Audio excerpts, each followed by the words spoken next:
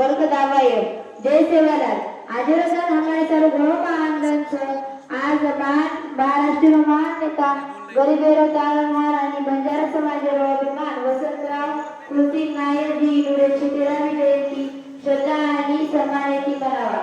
वसंतराव नायर जी केवळ महाराष्ट्र मुख्यमंत्री नरे पण वो गरीब किसान मजदूर विद्यार्थी आणि समाजारो विकास खातीर आपलं पूर्ण जीवन समर्पण केले।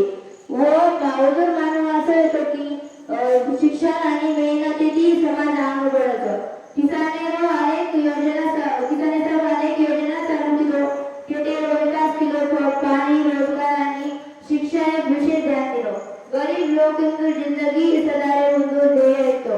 आज आपले युवा पिढी वसंतराव नायर जी आदर्श माना आणि शिक्षण रो मेहनत करो समाज एकता रेतो आणि बंजारा संस्कृती अभिमान कायम रखो।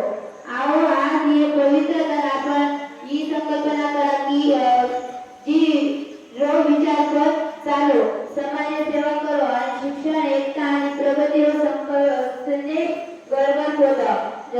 वसंतराव कृतिक नायर जी अमर रहे जय सेवालाल जय।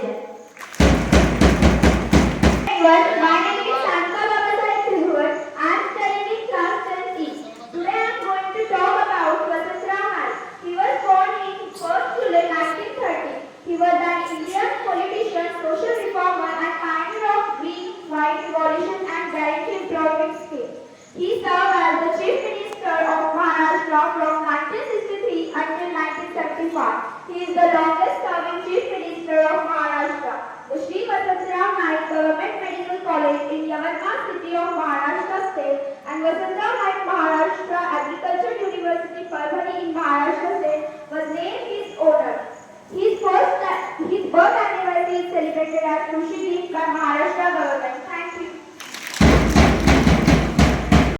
मित्रांनो माझे नाव विराज असताने वर्ग भाऊ आज वसंतराव कृतिक नाईक यांची जयंती।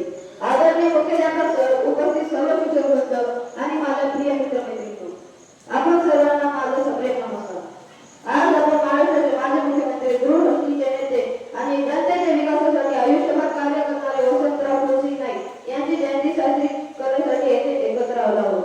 वसंतराव नाईक यांचा जन्म 1 जुलै 1913 रोजी विदर्भातील गरुडी छोट्याशा गावात झाला।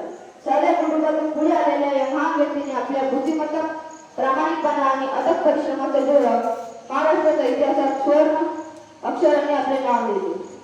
सलग 11 वर्ष 18 दिवस महाराष्ट्राचे मुख्यमंत्री म्हणून काम करण्याचा मान त्यांना मिळाले। त्यांच्या कार्यकाळात शेती सिंचन शिक्षण ग्रामीण आणि उद्योग या क्षेत्रामध्ये अनेक महत्त्वपूर्ण निर्णय घेण्यात आले।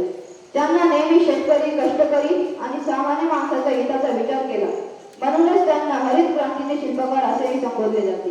मित्रांनो वसंतराव नाईक यांच्या जीवनाला आपल्या जीवनातला आपल्याला एक संदेश देतो। मोठे यश मिळवण्यासाठी मोठे स्वप्न प्रामाणिक प्रयत्न आणि समाजातील असलेली बंधिलकी आवश्यक असते। आज आपण विद्यार्थी आहोत उद्या आपण या देशाचे जबाबदार नागरिक होणार आहोत। त्यामुळे शिक्षण शिस्त कष्ट प्रामाणिकपणा आणि या समाजसेवा हे गुण आजपासूनच आपल्या जीवनात रुजवले पाहिजे। हे वसंतराव नाईक यांना खरी आदरांजली ठरेल। या जयंती निमित्त आपण सर्वजण असा संकल्प करूया की ज्ञान मिळवू कष्ट करू पर्यावरण जपू शेतकऱ्यांचा सन्मान करू आणि आपल्या कार्यातून समाज व राष्ट्राच्या प्रगतीसाठी योगदान देऊ। महान लोकनेते वसंतराव कृतिक नाईक यांच्या पवित्र स्मृतींना विनम्र अभिवादन करतो। जय हिंद जय महाराष्ट्र धन्यवाद। राज्याचे माजी मुख्यमंत्री हरित क्रांतीचे जनक रोजगार हमीचे जनक व श्वेत क्रांतीचे जनक महाराष्ट्र राज्याचे सलग 11 वर्ष राहिलेले मुख्यमंत्री कैलासवासी वसंतराव नाईक यांच्या जयंतीनिमित्त त्यांच्या प्रतिमेस विनम्र अभिवादन।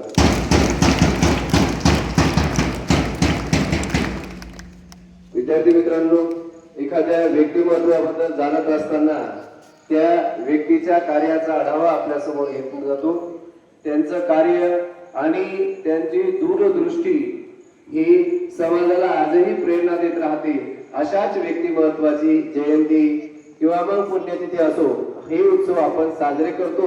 त्यामागे केवळ आणि केवळ आपली त्यांच्या अंगी असणारे जे गुण आहेत ते गुण आपण गुणग्राहकता या तत्वाखाली स्वीकारायचे असतात। आदरणीय वसंतराव नाईक यांनी अगदी ग्रामीण भागातून सुरुवात करून यवतमाळ जिल्ह्यातील पुसद तालुक्यातील गहुली या गावी शेतकरी कुटुंबात त्यांचा जन्म झाला.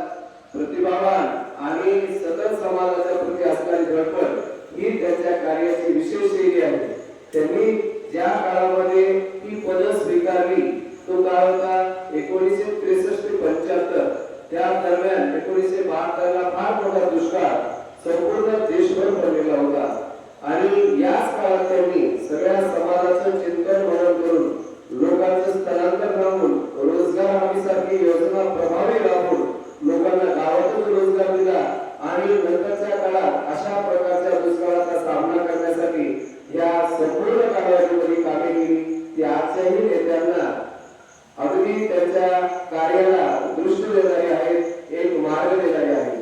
वसंतराव चव्हाण यांनी केवळ कृषी कार्यच केले असे नाही, त्यांचे खूप मोठी नाळ ही समाजाशी जोडलेली होती. अनेक संस्था यांच्या माध्यमातून त्यांनी समाजाच्या उन्नतीचे, समाजाचा स्तर उंचावण्याचे कार्य केले. ज्यामध्ये श्वेत क्रांती आहे, दुधाविषयी असणारी क्रांतीला आपण श्वेत क्रांती म्हणतो. ग्रामीण भागातच रोजगार मिळावा, लोकांना स्थलांतर करावे लागू नये आणि सर्व भागाचा समप्रमाणात विकास व्हावा यासाठी विविध योजना समग्र भारतभर त्यांनी राबवल्या. महाराष्ट्रात राबवल्या, पण महाराष्ट्रात राबवलेल्या योजनेचा आदर्श घेऊन इतर राज्यातही केंद्र शासनाच्या मदतीने त्यांनी त्या योजना राबवण्याचा प्रयत्न केला. म्हणून थोर कवी पवार हे त्यांना साहित्यिक पवार म्हणतात की संत, कृषी संत ही उपाधी वसंतराव नाईक यांना साहित्यिक पवार यांनी दिलेली आहे. कृषी संत म्हणजे कृषी क्षेत्रामध्ये जे आमूलाग्र बदल त्यांनी घडवून आणले, शेतकऱ्याच्या जीवन जगण्याचा जो दर्जा होता तो उंचावला.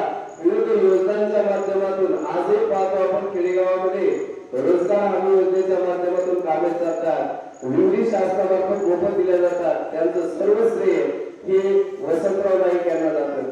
त्या काळामध्ये अतिशय भीषण परिस्थिती, टंचाई आणि शासनाकडे सुधारणेसाठी पैसे नसतानाही त्यांनी अध्यात्म खर्चामध्ये ज्या प्रभावीपणे योजना राबवलेल्या आहेत, आजच्या नेत्यांना त्या नक्कीच आदर्श ठरणाऱ्या आहेत.